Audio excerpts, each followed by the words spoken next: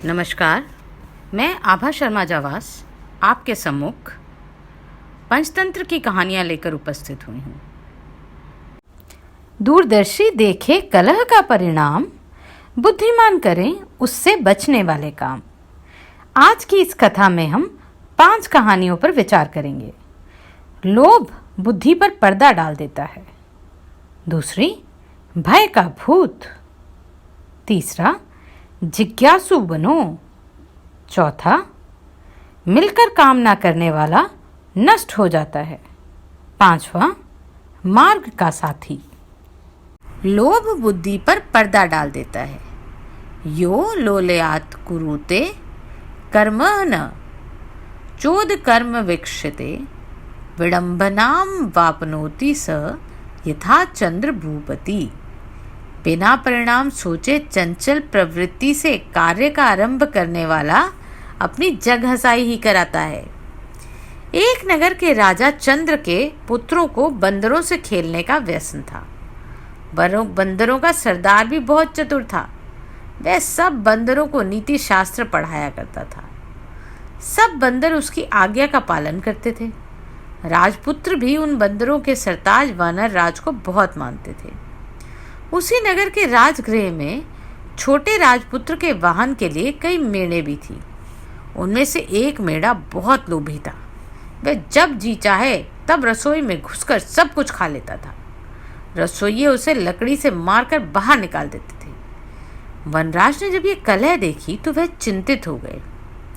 उसने सोचा, यह कलह किसी दिन सारे वानर समाज के नाश का कारण बन जाएगी। कारण यह है कि जिस दिन कोई नौकर इस मेढ़े को जलती लकड़ी से मारेगा, उसी दिन यह मेढ़ा घुड़साल में घुसकर आग लगा देगा। इससे कई घोड़े जल जाएंगे। जलन के घावों को भरने के लिए बंदरों की चर्बी की मांग पैदा होगी। तब हम सब मारे जाएंगे। इतनी दूर की बात सोचने के बाद उसने बंदरों को सलाह दी कि वे अभी से राजगृह का त्याग कर दें। किंतु उस समय बंदरों से उसकी बात को सुनना ठीक न समझा। राजगृह में उन्हें मीठे मीठे फल मिलते थे। उन्हें छोड़कर वे कैसे जाते? उन्होंने वानरराज से कहा, बुढ़ापे के कारण तुम्हारी बुद्धि मंद पड़ गई है। हम राजपुत्र के प्रेम व्यवहार और अमृत समान मीठे फलों को छोड़कर जंगल में जाएंगे। वानरराज ने आंखों में आंसू भरकर कहा, मूर्खों, तुम इस लोभ का परिणाम नहीं जानते। यह सुख तुम्हें बहुत महंगा पड़ेगा। यह कहकर वानरराज स्वयं राजगृह छोड़कर वन में चले गए। उसके जाने के बाद एक दिन वही बात हो गई जिससे वानरराज ने बानरों को सावधान किया था। वह लोभी मेढ़ा जब रसोई में गया तो नौकरों ने जलती लकड़ी उस पर फेंकी। मेंढे के बाल जलने लगे। वहां से भागकर वह अश्वशाला में घुस गया। उसकी चिंगारियों से अश्वशाला भी जल गई। कुछ घोड़े आग में जलकर वहीं मर गए। कुछ रस्सी तुड़ाकर शाला से भाग गए। तब राजा ने पशु चिकित्सक में कुशल वैद्यों को बुलाया। उन्हें आग से जले घोड़ों की चिकित्सा करने के लिए कहा गया। वैद्यों ने आयुर्वेद शास्त्र देखकर सलाह दी। जले घावों पर बंदरों की चर्बी का मरहम लगाकर उसी से ठीक होंगे। राजा ने मरहम बनाने के लिए सब बंदरों को मारने की आज्ञा दी। सिपाहियों ने सब बंदरों को पकड़कर लाठियों और पत्थरों से मार डाला। वानरराज को जब अपने वंश का यह समाचार मिला तो वह बहुत दुखी हुए। उसके मन में राजा से बदला लेने की आग भड़क गई। दिन रात वह इसी चिंता में घुलने लगा। आखिर उसे एक वन में ऐसा तालाब मिला जिसके किनारे मनुष्यों के पद चिन्ह थे। उन चिन्हों से मालूम होता था कि इस तालाब में जितने मनुष्य गए सब मर गए, कोई वापस नहीं आया। वह समझ गया, यहाँ अवश्य कोई नरभक्षी मगरमच्छ है। उसका पता लगाने के लिए उसने एक उपाय किया। कमलनाल लेकर उसका एक सिरा उसने तालाब में डाला, दूसरे सिरे को मुख में लगाकर पानी पीना शुरू कर दिया। थोड़ी देर में उसके सामने ही तालाब में से एक कंठहार धारण किए हुए मगरमच्छ निकला। उसने कहा, इस तालाब में पानी पीने के लिए आकर कोई वापस नहीं गया। तूने कमलनाल द्वारा पानी पीने का उपाय करके विलक्षण बुद्धि का परिचय दिया। मैं तेरी प्रतिभा पर प्रसन्न हूँ। तू जो वर मांगेगा मैं दूंगा। पूछ, क्या वर मांगना चाहता है? वानरराज ने कहा, मगर राज, तुम्हारी भक्षण शक्ति कितनी है? जल में मैं सैकड़ों सहस्त्रों पशु या मनुष्यों को खा सकता हूँ। भूमि पर एक ही गीदड़ मेरे लिए पर्याप्त है। वानरराज, एक राजा से मेरा बैर है। यदि तुम ये कंठार मुझे दे दो तो मैं उसके सारे परिवार को तालाब में लाकर तुम्हारा भोजन बना सकता हूँ। मगर राज ने कंठार दे दिया। वानरराज कंठार पहनकर राजा के महल में चला गया। उस कंठार की चमक दमक से सारा राजमहल जगमगा उठा। राजा ने जब ये कंठार देखा तो पूछा, वानरराज, ये कंठार तुम्हें कहाँ मिला? वानरराज बोले, राजन, यहाँ से दूर वन में एक तालाब है। वहाँ रविवार के दिन सुबह के समय जो गोता लगाएगा उसे यह कंठार मिल जाएगा। राजा ने इच्छा प्रकट की कि वह भी समस्त परिवार तथा दरबारियों समेत उस तालाब में जाकर स्नान करेगा, जिससे सबको एक एक कंठार की प्राप्ति हो जाए। निश्चित दिन राजा सभी व्यक्तियों समेत वनराज के साथ तालाब पर पहुंच गए। किसी को यह ना सूझा कि ऐसा कभी संभव हो सकता है। तृष्णा सबको अंधा बना देती है। सैकड़ों वाला हजारों चाहता है, हजारों वाला लाखों की तृष्णा रखता है। लखपति करोड़पति बनने की धुन में लगा रहता है। मनुष्य का शरीर जरा जीर्ण हो जाता है, लेकिन तृष्णा सदा जवान रहती है। राजा की तृष्णा भी उसे उसके काल के मुख में ले गई। सुबह होने पर सब लोग जलाशय में प्रवेश करने की तैयारी करने लगे। वानरराज ने राजा से कहा, आप थोड़ा ठहर जाएं, पहले और लोगों को कंठार लेने दीजिए। आप मेरे साथ जलाशय में प्रवेश कीजिएगा। हम ऐसे स्थान पर स्नान करेंगे जहाँ सबसे अधिक कंठार मिलेंगे। जितने लोग जलाशय में गए सब डूब गए, कोई ऊपर ना आया। उन्हें देरी होती देखकर राजा चिंतित में पड़ गए और वानरराज की ओर देखा। वानरराज तुरंत वृक्ष की ऊंची शाखा पर चढ़कर बोला, महाराज, तुम्हारे सब बंधु बांधवों को जलाशय में बैठे राक्षस ने खा लिया। तुमने मेरे कुल का नाश किया था, मैंने तुम्हारे कुल को नष्ट कर दिया। मुझे बदला लेना था, ले लिया। जाओ, राजमहल लौट जाओ। राजा क्रोध से पागल हो रहा था, किंतु अब कोई उपाय नहीं था। वानरराज ने सामान्य नीति का पालन किया था। हिंसा का उत्तर प्रतिहिंसा से और दुष्टता का उत्तर दुष्टता से देना ही व्यवहारिक नीति है। राजा के वापस जाने के बाद मगरराज तालाब से निकला। उसने वानरराज की बुद्धिमत्ता की बहुत प्रशंसा की। कहानी कहने के बाद स्वर्ण सिद्धि ने चक्रधर से घर वापस जाने की आज्ञा मांगी। चक्रधर ने कहा, मुझे विपत्ति में छोड़कर तुम कैसे जा सकते हो? मित्रों का क्या यही कर्तव्य है? इतने निष्ठुर बने रहोगे तो नर्क में जाओगे। स्वर्ण सिद्धि ने उत्तर दिया, तुम्हें कष्ट से छुड़ाना मेरी शक्ति से बाहर है, बल्कि मुझे भय है कि कहीं तुम्हारे संसर्ग से मैं भी इस कष्ट से पीड़ित ना हो जाऊं। अब मेरा यहाँ से दूर भाग जाना ही उचित है, नहीं तो मेरी अवस्था भी विकाल राक्षस के पंजे में आए वानर की सी हो जाएगी। किस राक्षस के और कैसे पंजे? स्वर्ण सिद्धि ने तब राक्षस और वानर की यह कथा सुनाई। भय का भूत, यह परेती सजीविती, भागने वाला ही जीवित रहता है। एक नगर में भद्रसेन नाम का राजा रहता था। उसकी कन्या रत्नवती बहुत रूपवती थी। उसे हर समय यही डर रहता था कि कोई राक्षस उसका अपहरण ना कर ले। उसके महल के चारों ओर पहरा रहता था, फिर भी वह सदा डर से कांपती रहती थी। रात के समय उसका डर और बढ़ जाता था। एक रात एक राक्षस पहरेदारों की नजर बचाकर रत्नवती के घर में घुस गया। घर के एक अंधेरे कोने में जब वह छिपा हुआ था तो उसने सुना रत्नवती अपनी एक सहेली से कह रही थी, यह दुष्ट विकाल मुझे हर समय परेशान करता है, इसका कोई तो उपाय कर। राजकुमारी के मुख से यह सुनकर राक्षस ने सोचा, अवश्य ही विकाल नाम का कोई दूसरा राक्षस होगा जिससे राजकुमारी इतनी डरती है। किसी तरह यह जानना चाहिए वह कैसा है, कितना बलशाली है। यह सोचकर वह घोड़े का रूप धारण करके अश्वशाला में जा छिपा। उसी रात कुछ देर बाद एक चोर उस राजमहल में आया। वह वहां घोड़ों की चोरी के लिए आया था। अश्वशाला में जाकर उसने घोड़ों की देखभाल की और अश्वरूपी राक्षस को ही सबसे सुंदर घोड़ा देखकर वह उसकी पीठ पर चढ़ गया। अश्वरूपी राक्षस ने समझा कि अवश्य में यह व्यक्ति ही विकाल राक्षस है और मुझे पहचानकर मेरी हत्या के लिए ही यह मेरी पीठ पर चढ़ा है। किंतु अब कोई चारा नहीं था। उसके मुख में लगाम पड़ चुकी थी। चोर के हाथ में चाबुक थी। चाबुक लगते ही वह भाग खड़ा हुआ। कुछ दूर जाकर चोर ने उसे ठहरने के लिए लगाम खींची, लेकिन घोड़ा था कि भागता ही जा रहा था। उसका वेग कम होने के स्थान पर बढ़ता ही गया। तब चोर के मन में शंका हुई, ये घोड़ा नहीं बल्कि घोड़े की सूरत में कोई राक्षस है जो मुझे मारना चाहता है। किसी ऊबड़ खाबड़ जगह पर ले जाकर यह मुझे पटक देगा, मेरी हड्डी पसली टूट जाएगी। वह सोच ही रहा था कि सामने वट वृक्ष की एक शाखा आई। घोड़ा उसके नीचे से गुजरा।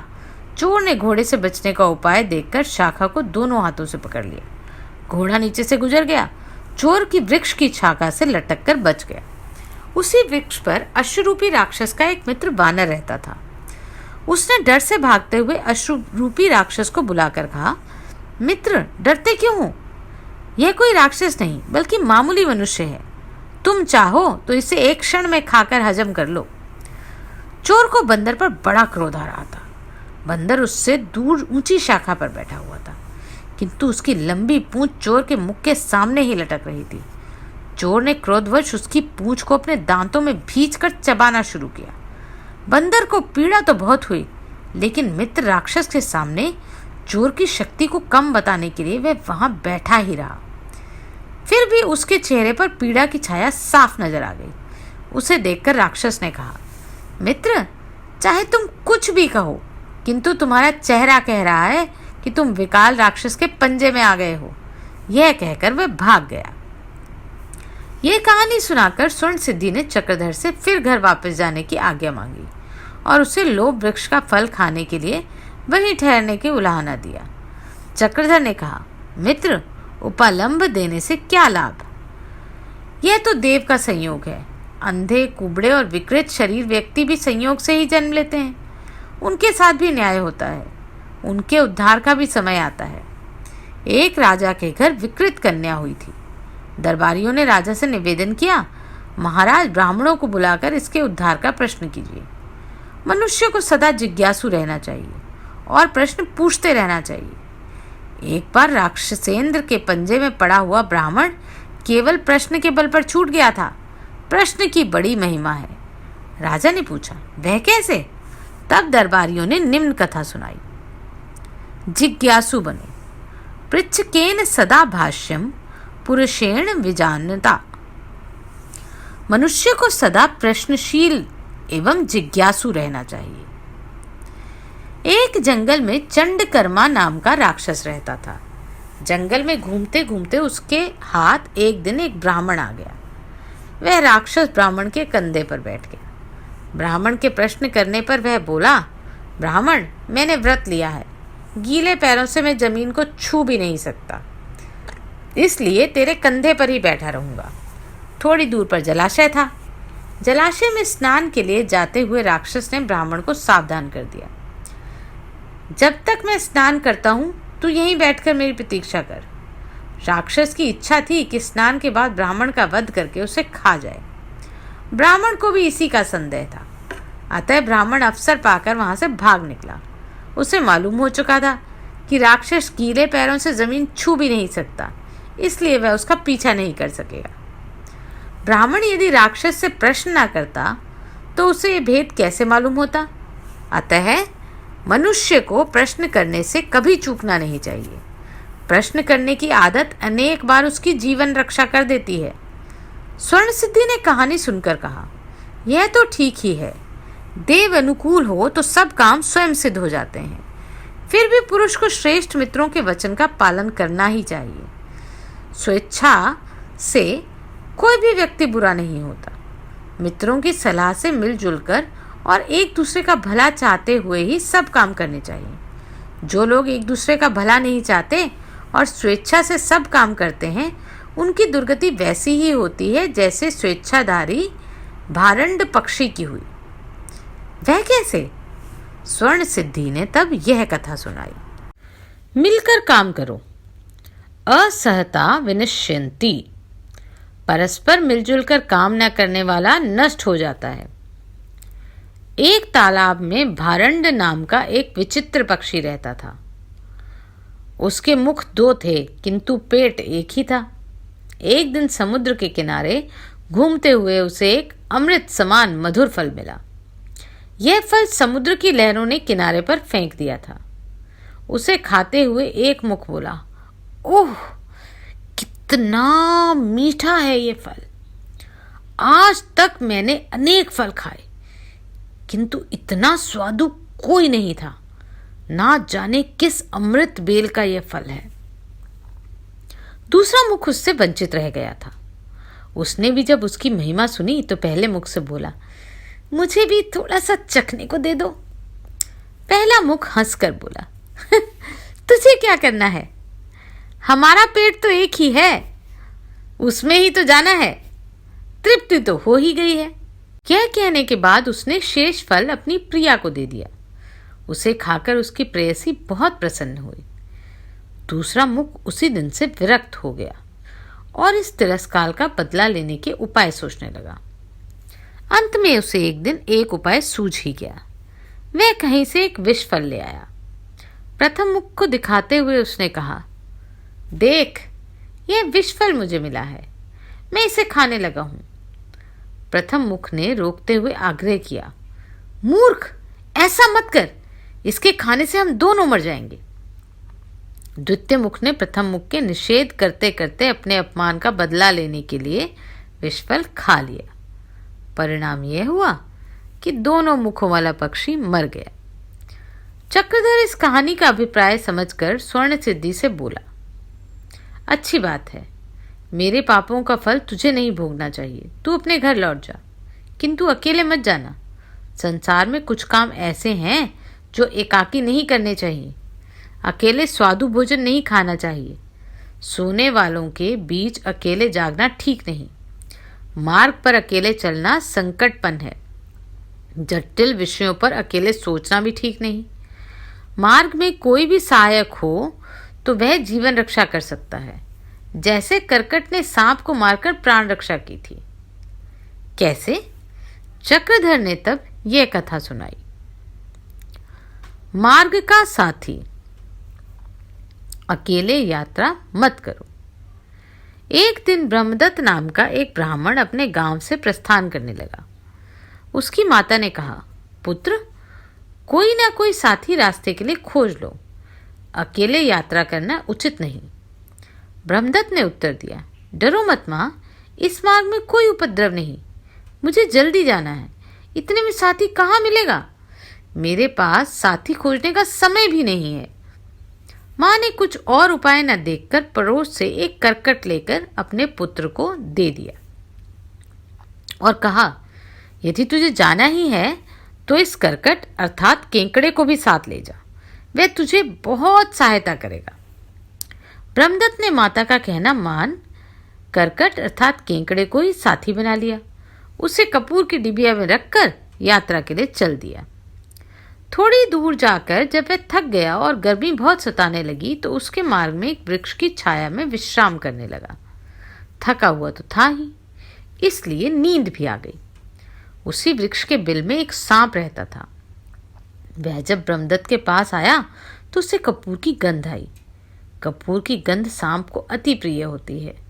सांप ने ब्रह्मदत्त के कपड़ों में से कपूर की डिबिया खोज ली, लेकिन जब उसे खाने लगा तो करकट ने सांप को मार दिया। ब्रह्मदत्त जब जागा तो देखा कि पास ही काला सांप मरा पड़ा है। उसके पास कपूर की डिबिया भी पड़ी है। वह समझ गया यह काम करकट का ही है। प्रसन्न होकर सोचने लगा, माँ सच कहती थी, पुरुष को यात्रा में कभी एकाकी नहीं जाना चाहिए। मैंने श्रद्धापूर्वक माँ का वचन पूरा किया, इसलिए काला सांप मुझे काट नहीं सका, अन्यथा मैं तो निश्चित ही मारा जाता। इस कहानी के बाद स्वर्ण सिद्धि अपने मित्र चक्रधर को वहीं छोड़कर अपने घर वापस आ गया।